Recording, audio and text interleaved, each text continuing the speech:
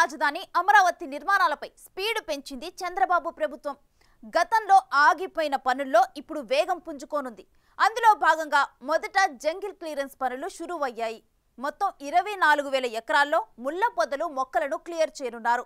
ఓవైపు ఐఐటి టీములు వచ్చి పరిశీలించి వెళ్లాయి. ఇంకోవైపు స్వచ్ఛందంగా విరాళాలు ఇచ్చేందుకు జనం ముందుకొస్తున్నారు. మొత్తంగా రాజధాని సెంటిమెంట్ జనంలో బలంగా ఉంది. ఈ 5 ఏళ్లలో పూర్తి చేయాలన్న పట్టుదల అటు ప్రభుత్వంలో ఇటు పూర్తవుతుందన్న ఆశ జనంలోనూ కనిపిస్తుంది.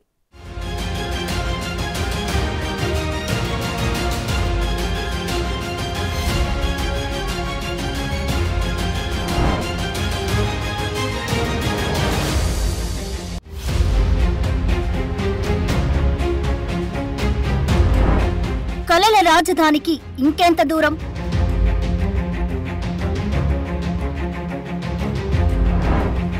జంగిల్ క్లియరెన్స్ తో ఆశలు సజీవం.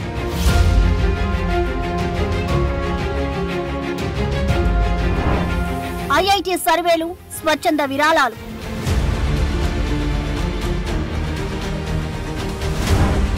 అమరావతి నిర్మాణాలపై పెరిగిన వేగం.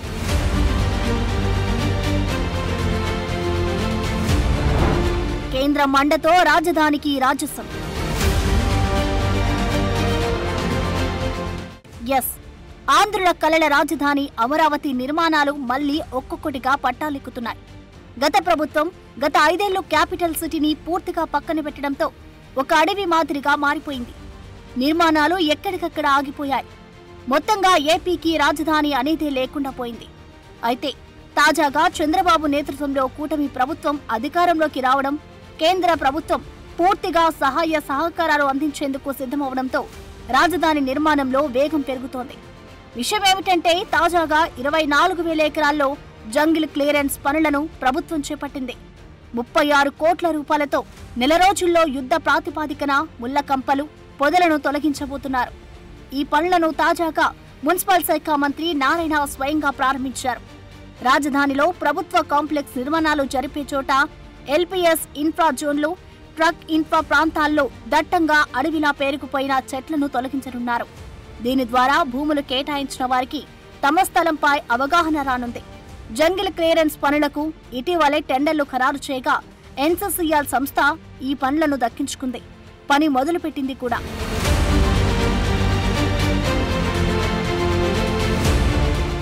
అంటే ఇక్కడ అమరావతి రాజధానికి రైతులు స్వచ్ఛందంగా ఆ రోజు 34,000 ఎకరాలు కేవలం 58 రోజుల్లో మా ముఖ్యమంత్రి నారా చంద్రబాబు నాయుడు మీద నమ్మకంతో ఇచ్చారు.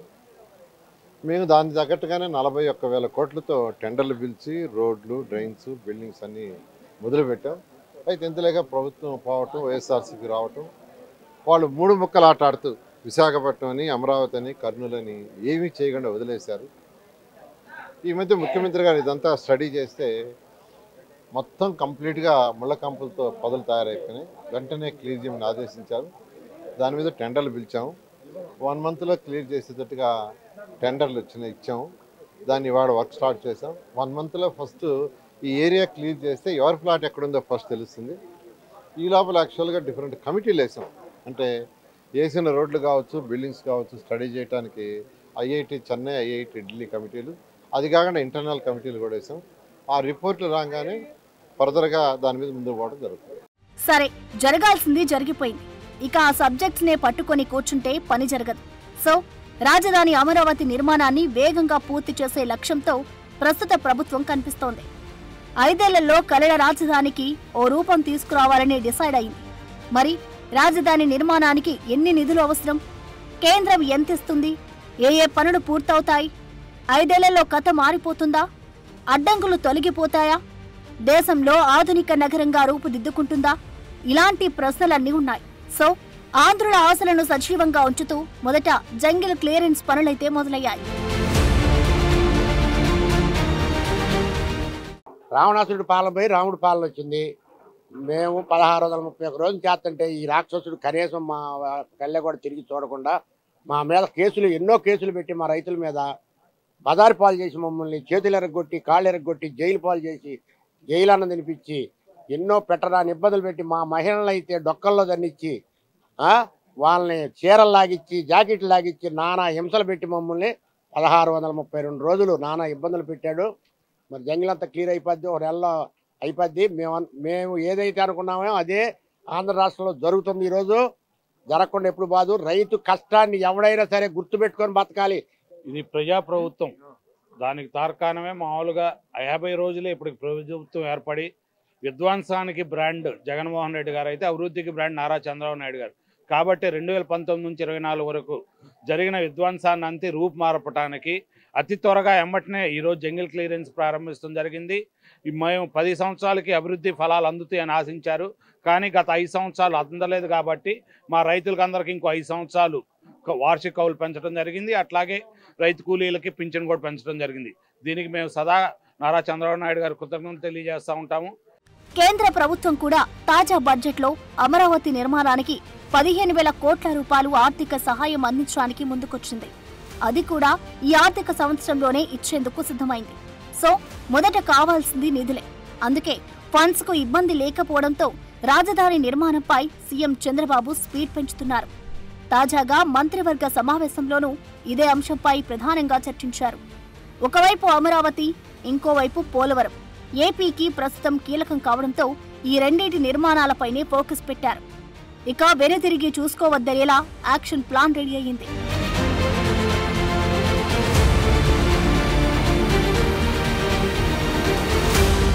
మరోవైపు అమరావతిలో ఇప్పటికే చేపట్టిన నిర్మాణాల క్వాలిటీని పరిశీలించేందుకు ఇటీవలే Madras IIT, Hyderabad IIT teams వచ్చి పరిశీలించి వెళ్లాయి. సెక్రటేరియట్, హెచ్ఓడి భవనాలు, హైకోర్టు నిర్మాణాల పటిష్టతను అబ్జర్వ్ చేశారు. ఐకానిక్ టవర్ల వద్ద రాఫ్ ఫౌండేషన్ ను పరిశీలించారు. మరోవైపు కీలక భవనాలు మధ్యలోనే ఆగిపోవడంతో అక్కడ ఐరన్ రాడ్లు బాగా తుప్పుపట్టి ఉన్నాయి.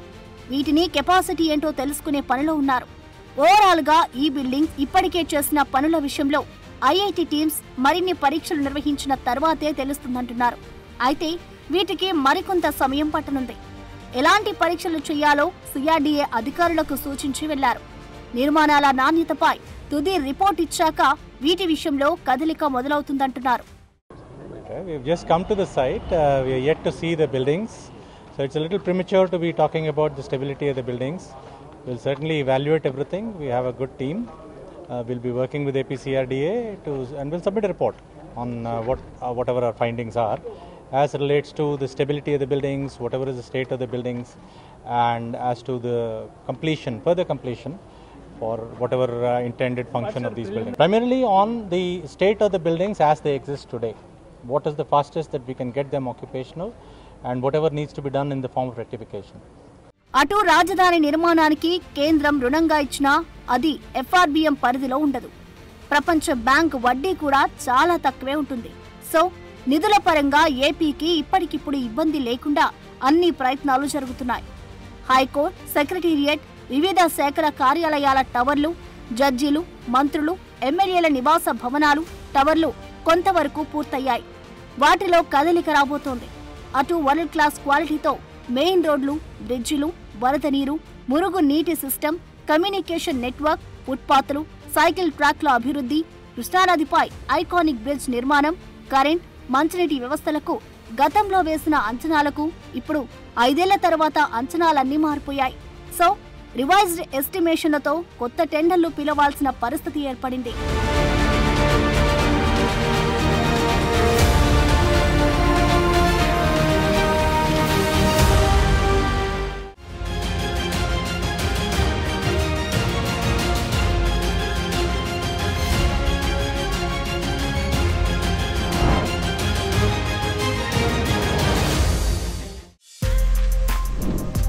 For more videos like this, subscribe Big TV channel.